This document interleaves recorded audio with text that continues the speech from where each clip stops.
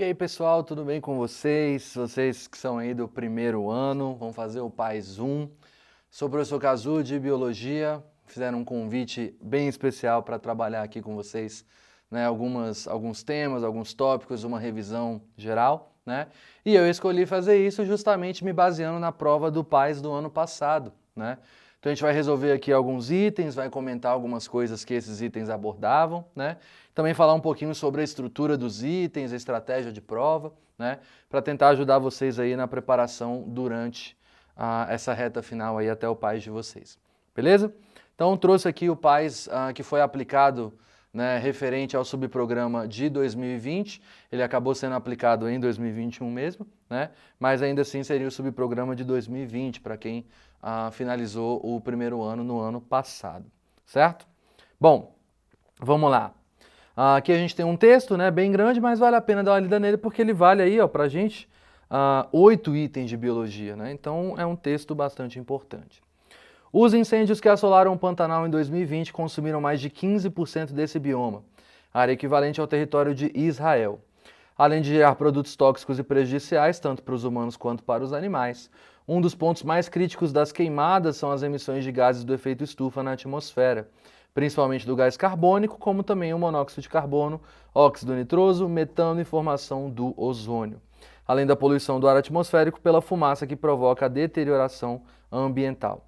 A fumaça é uma mistura heterogênea formada por ar atmosférico, gases e fuligem, com partículas de vários tamanhos que, ao serem inaladas, percorrem todo o sistema respiratório, atingindo os alvéolos pulmonares durante as trocas gasosas, chegando até a corrente sanguínea e provocando doenças respiratórias e diminuição da função pulmonar.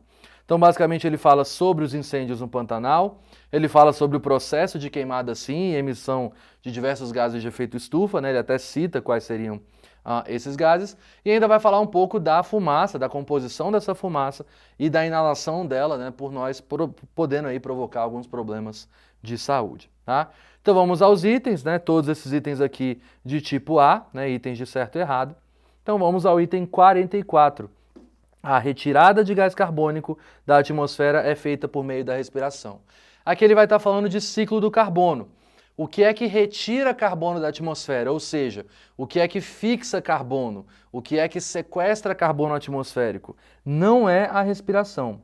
Se você quiser deixar esse item correto, você precisa aqui, ó... Eita, eu acabei passando. Se você quiser deixar esse item correto, você precisa cortar aqui, ó, respiração por fotossíntese. A fotossíntese é o processo que retira carbono da atmosfera. A respiração, na verdade, coloca mais carbono na atmosfera. Portanto, o item 44 tem como gabarito errado, certo? Retirada de carbono da atmosfera é fotossíntese, respiração retorna. Agora, se você pensar em oxigênio, aí sim é o contrário, tá? A respiração retira o oxigênio do ambiente, né, e a fotossíntese retorna. Mas como ele falou de gás carbônico, item errado, certo? 45. Com as queimadas, parte do ciclo do carbono é prejudicada e o carbono não chega aos demais níveis tróficos. Você tem duas informações aqui, e sempre que o PAS, né, num item tipo A, trouxer duas ou mais informações no mesmo item, você precisa avaliar cada uma delas e ainda você precisa avaliar se ele trouxe uma relação de causa e efeito, né, ou de consequência, ou de oposição entre elas. Porque aí, se for esse o caso, você não precisa avaliar só se essas informações estão certas ou não. Você também precisa avaliar se a relação trazida pela prova em relação a essas informações é válida, tá? Então você tem duas informações. A primeira é a de que o ciclo do carbono é prejudicado e a segunda é de que o carbono não vai chegar mais aos demais níveis tróficos. A primeira informação está correta, né? O ciclo do carbono realmente vai ser prejudicado. Por quê?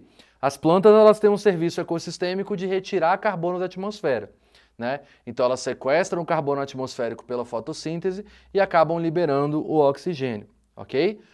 Se você retira essas plantas, você não só interrompe esse processo de sequestro de carbono, mas também emite mais, porque a própria combustão é um processo de emissão de carbono. Então você vai desequilibrar esses processos, causando, portanto, um prejuízo ao ciclo do carbono. E a segunda informação vai falar que o carbono não chega aos demais níveis tróficos. Como é que o carbono chegaria aos demais níveis tróficos? Através de alimentação. As plantas absorvem carbono através da fotossíntese e produzem suas moléculas orgânicas. Animais que se alimentam dessas plantas acabam consumindo essas substâncias e passando isso para a cadeia alimentar. Então, o item está correto, a informação está correta, tudo certinho. Item 45, gabarito certo, beleza? Também um item sobre o ciclo do carbono, ok? 46. O desmatamento traz consequências danosas ao meio ambiente, mas não altera o ciclo da água. Gente, esse é o tipo de item que o Paz dá de presente para vocês, né? Como é que você vai falar que desmatamento não altera o ciclo da água? Isso aqui é um tremendo absurdo. Marque errado sem ter medo nenhum. Por quê? Gente, perda de cobertura vegetal vai afetar diretamente o ciclo da água. É só você lembrar do processo de evapotranspiração, tá? Tirando, obviamente, ambientes oceânicos, nos ambientes terrestres, grande parte da umidade que vai subir para a atmosfera e virar, por exemplo, precipitação depois de um tempo, é gerada pela evapotranspiração, a perda de água, né, pelas plantas a partir dos processos de transpiração vegetal. Tá? Então, se você perde a cobertura vegetal, você perde essa capacidade de devolver grandes lotes de umidade para a atmosfera, interfere diretamente no nosso ciclo de chuvas e com certeza vai interferir muito no nosso ciclo da água, certo? Perda de cobertura vegetal, inclusive, gera processo de desertificação, né? Tem muita gente que pergunta, a Amazônia tem muita planta porque chove ou chove porque tem muita planta? Na verdade, chove porque tem muita planta. A grande umidade amazônica, as chuvas amazônicas são geradas pela evapotranspiração das plantas que tem por lá. E isso alimenta um ciclo que faz com que as plantas permaneçam. Mas se você tira, né, as plantas da Amazônia, não vai continuar chovendo. Então a chuva está lá por causa delas. Beleza? Bom, questão 47. Os incêndios em grande escala que ocorreram no Pantanal ao longo de 2020 foram motivados por um conjunto de fatores. Fazer uma pausa aqui, porque esse é o item, é o clássico item que traz a causa de algum evento, né? Ele traz várias causas possíveis. Se qualquer uma dessas causas estiver errada, o seu item inteiro está errado. Então vamos lá, foram vários fatores? Foram, então até aqui está certo. Vamos ver cada um dos fatores e ver se faz sentido. Período extremamente seco. Sim, o Pantanal pode passar por alguns períodos de seca e por mais que seja um local, né, com grande umidade e com áreas, né, que tem um grande nível de alagamento, existem áreas muito secas no Pantanal e áreas especificamente que em algumas épocas do ano ficam muito secas. Então, o item aqui está correto. Grande quantidade de matéria orgânica no solo. Sim, né? Como tem muita planta lá no Pantanal e essas plantas ciclam as suas folhas, naturalmente você vai ter uma comunidade de serrapilheira, né? Aquele conjunto de galhos, folhas, né? Bastante presente no Pantanal. Se tem muita matéria orgânica no solo, isso é mais fácil de se queimar, você tem bastante combustível, então é sim um fator que contribui para incêndio. Circulação atmosférica de ar, ou seja, vento, como que o vento interfere nas queimadas, né? O vento ajuda a espalhar o fogo, o vento ajuda a aumentar a proporção dessas queimadas. Se você tiver vento, é um fator de risco para queimada. E por último, práticas de queimadas por fazendeiros e ribeirinhos no manejo de pastos e áreas de cultivo. Esse é o pior dos fatores, né? O pessoal vai fazer queimada, por exemplo, para abrir espaço, para reciclar o roçado, né? Para limpar uma área e construir alguma coisa. Esses incêndios, se saírem de controle, podem sim colocar em risco, né, toda a diversidade da região. Então o item, apesar de ser muito grande e ter muita coisa para estar errada, não tem nada de errado. Tudo isso aí realmente contribui para a ocorrência de queimadas em uma região como o Pantanal, e foi o que aconteceu, né, no ano de 2020. Beleza? Item 48. No Brasil, em 2020, as propriedades privadas relacionadas ao agronegócio foram as que efetivamente apresentaram aumento de queimadas. Nas unidades de conservação, ocorreu diminuição da incidência de queimadas em razão de planos de manejo para combate ao fogo. Então, o que ele está afirmando? Ele está afirmando que as queimadas nas propriedades privadas aumentou, né, o número de queimadas aumentou, e nas unidades de conservação diminuiu. Mas, cara, olha só, volta lá no texto. Os incêndios de 2020 consumiram mais de 15% do bioma do Pantanal. E grande parte desse bioma está em áreas de conservação. Está em unidade de conservação. Então eu não posso afirmar que com certeza você diminuiu a incidência dessas queimadas. né? Inclusive esses planos de manejo que eles citam não estão tão avançados assim, não estão tão eficientes assim. Então você vai jogar esse item como errado, tá? A proporção do incêndio que ocorreu no ano passado é justamente uma prova que esses planos de manejo de combate ao fogo em ambiente natural e em área de conservação não está funcionando tão bem assim, beleza? Então, item errado por uma contradição que o próprio texto apresenta, certo? Item 49. O uso das queimadas pelo agronegócio muitas vezes obriga povos tradicionais e indígenas a se deslocar de seus territórios originais, impelindo-os a abrir espaço para o avanço da fronteira agrícola. Essa questão você pode considerar como sendo uma questão de geografia, né? Mas como ela fala de um impacto ambiental, ela também pode estar relacionada com biologia. Então sim, ó, quando você faz queimadas, né, para aumentar uma área, né, de cultivo do agronegócio, isso pode acabar afastando populações indígenas de uma área específica. E sim, existem diversas populações indígenas, não só no Pantanal, mas também no Cerrado e na Floresta Amazônica.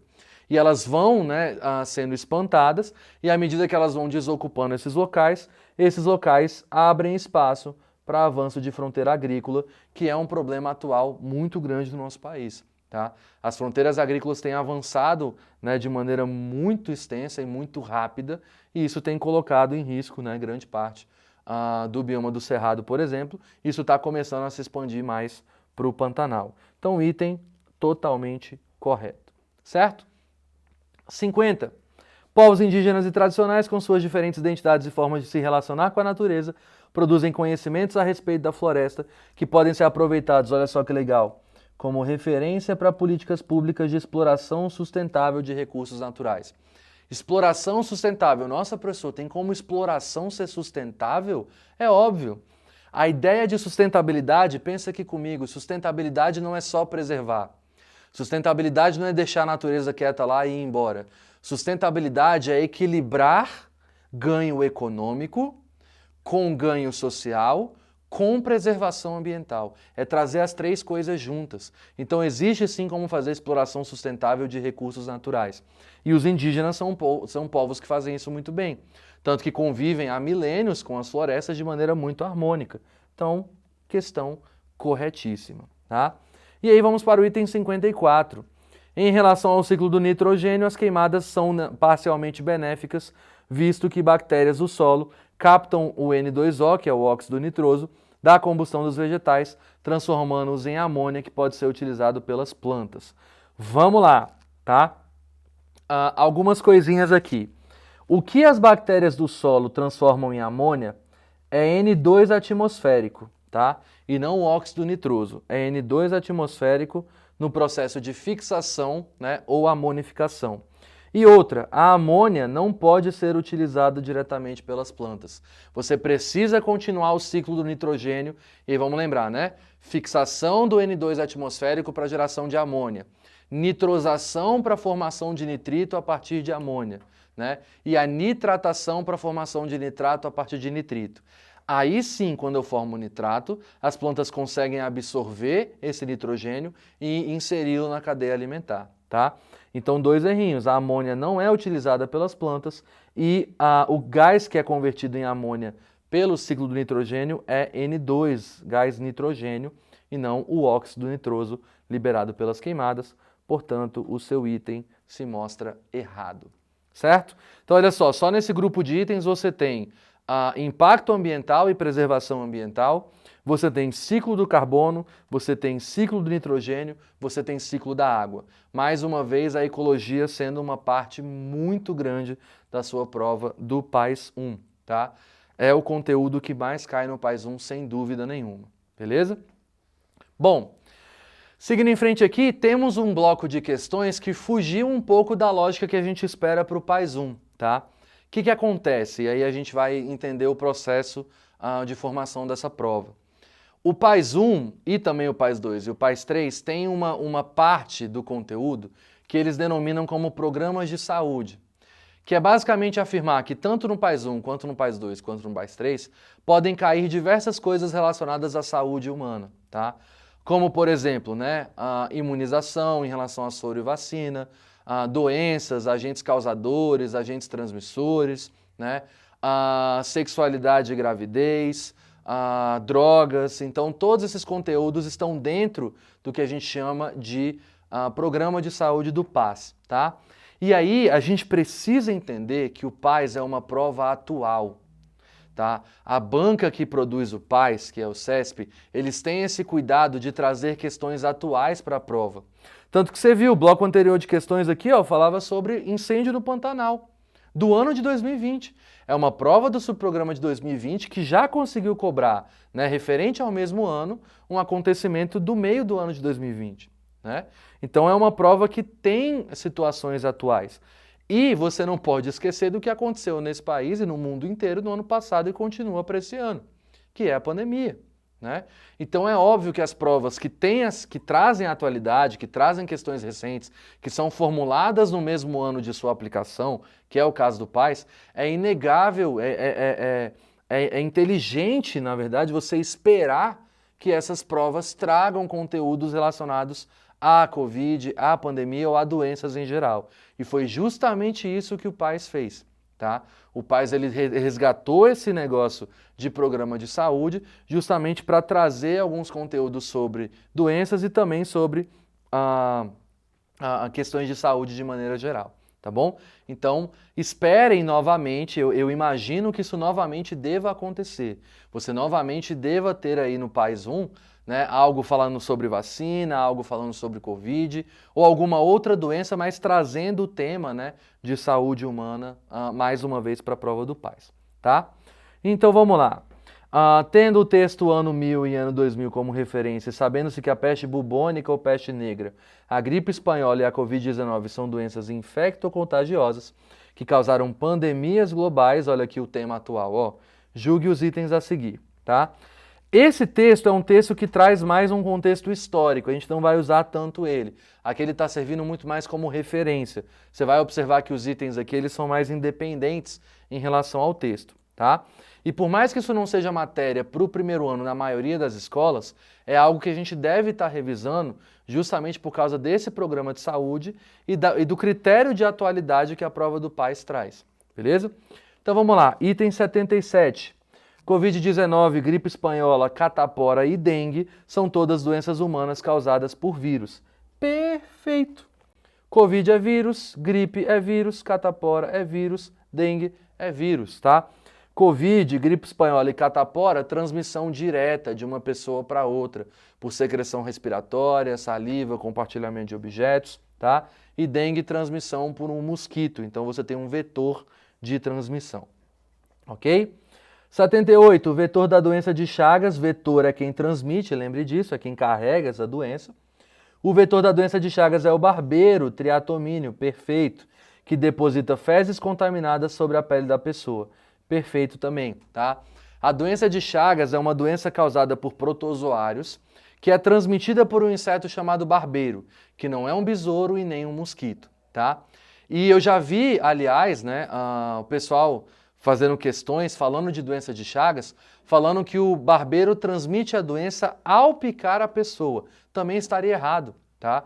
O barbeiro não transmite Chagas pela picada em si, mas sim pelas fezes que ele deposita na pele das pessoas, e as pessoas, ao coçar essa feridinha que ele deixou, empurram as fezes, né, e o que tem dentro delas, que na verdade são os cistos do parasita, para dentro da corrente sanguínea, tá? Então o problema são as fezes do barbeiro, e não especificamente a picada dele, certo? Então assim que doença de Chagas é transmitida. Item 79. O agente etiológico causador da peste bubônica, também conhecida como peste negra, é uma pulga e o vetor da doença são os ratos. Vamos lá, vamos definir esse termo aqui. Agente etiológico é o agente causador da doença. É a bactéria, é o vírus, é o protozoário que está te infectando, tá? Nesse caso, não é uma pulga. O agente etiológico da peste negra foi uma bactéria, tá? Chamada Yersinia pestis. A Yersinia é uma bactéria que é transmitida por essa pulga. Então a pulga, na verdade, era o vetor de transmissão dessa doença, e não o agente etiológico. Agente etiológico é agente causador, e não agente transmissor, tá? Então, por exemplo, na dengue, agente etiológico é o vírus. O mosquito é o agente transmissor. Na raiva, o agente etiológico é o vírus. O cachorro é o agente transmissor, mas ele também acaba sofrendo com a doença. Então, item errado. Beleza? Bom, 80. Tratamento de água e melhoria nas condições de saneamento básico são medidas consideradas de prevenção à esquistossomose. Vamos lembrar o que é esquistossomose. Esquistossomose é uma verminose, tá, causada por um plateuminto, que é transmitido para a gente por um caramujo. Então, o que acontece? Pessoas doentes, né, defecam em proximidade de lagos, ou a cidade, por exemplo, não tem saneamento básico, e joga os seus rejeitos em corpos de água. Nas fezes das pessoas infectadas, você tem pequenos ovos desses vermes, que eclodem formando pequenas larvas. Essas larvas, chamadas miracídios, infectam caramujos, e lá elas se modificam e produzem novas formas larvais, chamadas de cercárias. Essas cercárias abandonam os caramujos e infectam os humanos. Como que eu posso relacionar saneamento básico e tratamento de água? Porque essa doença justamente é transmitida pelas fezes, né, das pessoas que caem nesses lagos. Então aí está o saneamento básico, né, e o tratamento da água do esgoto, para evitar que os lagos se contaminem, para evitar a contaminação dos caramujos, para evitar, né, que você tenha a transmissão dessa doença. Então, item correto, beleza? Certíssimo. E agora a gente tem o último bloco de itens de biologia desse PAS, tá? E olha só, esse bloco de itens também é de ecologia. Não tivemos itens de citologia no PAS 1 do ano passado. Não tivemos nenhuma questão sobre organela, sobre membrana, apesar disso ser matéria do PAS 1, tá? Isso garante que vai cair esse ano? Não necessariamente. Eles podem fazer exatamente a mesma coisa, mas eu ficaria esperto, né? Pô, se passou um ano inteiro sem cobrar uma questão, pode ser que eles lembrem disso na hora de elaborar a prova, tá? Mas aqui tem um fato de que não caiu, pode ser que não caia de novo, tá? Então isso é pra gente ver que não é obrigatório cair em certas coisas. Tem muita coisa que a gente fala que é matéria do PAS, mas nem sempre vai cair. Agora, ecologia, eu nunca vi prova do PAS 1 sem ecologia. Isso não acontece, tá? Então ecologia é tipo obrigatório, você tem que estudar. Citologia aparece, né, muitas vezes, dessa vez não apareceu. Ok? Então vamos lá. A aliança no fundo do mar. As águas do atol das Rocas abrigam um dos fenômenos mais chamativos dos recifes, quando os peixes predadores se concedem momentos de trégua e se submetem à limpeza realizada por outros peixes e camarões. Os peixes limpadores se especializaram em comer parasitas, tecidos doentes ou muco de peixes maiores e tartarugas, que os especialistas chamam de clientes. Como resultado dessas interações, os clientes mantêm a saúde e o limpador consegue alimento, mas os dois lados tiveram que evoluir até se reconhecerem e não se atacarem na hora da limpeza. Com relação ao texto precedente e aos vários aspectos dele relacionados, julgue os itens 98 e 99 e faça o que se pede no item 100. 98. Camarões de espécies limpadoras desempenham diferentes papéis se consomem um molusco ou tecido morto de um peixe. Vamos lá, o que ele está querendo dizer com diferentes papéis? Diferentes papéis, esse negócio de papel de um animal na cadeia alimentar, ele pode estar se referindo à ideia de nicho ecológico, tá? Qual que é a ideia de nicho ecológico? O nicho ecológico é a função daquele animal no ambiente, tá? Mas ele também pode estar querendo se referir à ideia de nível trófico, de posição na cadeia alimentar. Então vamos lá. Se os camarões estão consumindo um molusco, eles estão funcionando como predadores desse molusco. Mas se eles estão comendo o tecido morto de um peixe, eles estão funcionando como seres detritívoros. Detritívoros têm uma função, têm um papel, têm uma posição de cadeia alimentar diferente de predadores, que é o que eles são quando comem um molusco vivo. Então esse item está corretíssimo, tá? Os camarões estão desempenhando papéis diferentes, funções diferentes, nichos diferentes enquanto fazem essas duas coisas. Beleza? 99. A relação dos peixes limpadores com seus clientes é um tipo de interação interespecífica desarmônica. Vamos lá. Interação interespecífica. Inter significa algo, né, que envolve duas coisas diferentes. Algo internacional, por exemplo, envolve duas nações diferentes. Uma interação interespecífica envolve duas espécies diferentes. Então é de uma espécie com outra espécie. E desarmônica é toda aquela interação que traz prejuízo para alguém. O outro pode estar se beneficiando ou não, mas se traz prejuízo para pelo menos um deles, a minha interação, é desarmônica, certo? A relação dos peixes limpadores com os clientes. Vamos lá, ó. Os clientes vão manter a sua saúde e o limpador consegue alimento. É positivo para o cliente, e é positivo para o limpador. Tem prejuízo para alguém? Não. Então, essa relação jamais seria desarmônica. Inclusive, é uma relação não obrigatória de ganho mútuo. Você vai chamar essa relação aqui, ó, de protocooperação. Beleza? Protocooperação. Item 100. O texto Aliança no Fundo do Mar traz uma visão sobre a interação entre populações de uma comunidade no atol das Rocas. Assinale a opção que apresenta os mesmos tipos de interação descritos no texto. Quais são essas interações descritas no texto? A gente já acabou de definir uma, né, que foi a protocooperação. Vamos escrever isso aqui. E vamos procurar a outra. As águas dos atóis abrigam os fenômenos, peixes predadores. Aqui, achei, ó. Peixes predadores. Se esses peixes são predadores, ó, eles comem parasitas, eles são predadores, você tem então, portanto, uma predação. Tá? Então eu vou procurar uma opção que tenha uma predação e uma protocooperação. Pulgões suvando a seiva de plantas e líquens. Líquen é mutualismo, já não é protocooperação. E pulgão sugando a seiva de plantas seria um parasitismo. Ele até comenta sobre parasitismo no texto, mas pelos líquens aqui não dá para marcar. Orquídeas vivendo sobre árvores. Isso aqui, ó, é epifitismo, que é um tipo de inquilinismo que, por sua vez, é um tipo de comensalismo. Não é nenhuma das duas coisas, já excluo essa questão. E grupo de abelhas com a rainha seria uma sociedade, o que também não é o caso. Tá? Então aqui os dois estão errados. Onça consumindo uma capivara. Predação. Então aqui já está certo. Predação. Anêmona do mar protegendo um paguro dentro de uma concha. A anêmona, quando protege o paguro, ela ganha alimento e o paguro ganha proteção. Isso é uma protocooperação. Aqui está a sua resposta, letra C. Tá? Na letra D, fungos secretando antibióticos que impedem a proliferação de bactérias. Isso é amensalismo. Tá? Quando uma espécie produz algo que evita ou impede o crescimento de outra espécie, é um amensalismo. Não é nem protocooperação, nem predação, então também não pode ser. O pássaro palito comendo restos de comida da boca de um jacaré seria uma protocooperação, aí estaria certo. O problema é o amensalismo do começo da questão. Então olha só, nesse PAIS 1, né, do último subprograma, você teve ciclos biogeoquímicos, você teve impacto ambiental, você teve programa de saúde e você teve relações ecológicas. Claro que isso é um cenário bem pequeno e bem enxuto de tudo que poderia cair, mas uma coisa se manteve: ecologia continua sendo a maioria do PAIS 1.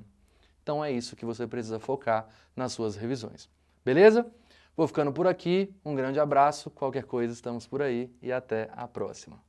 Valeu!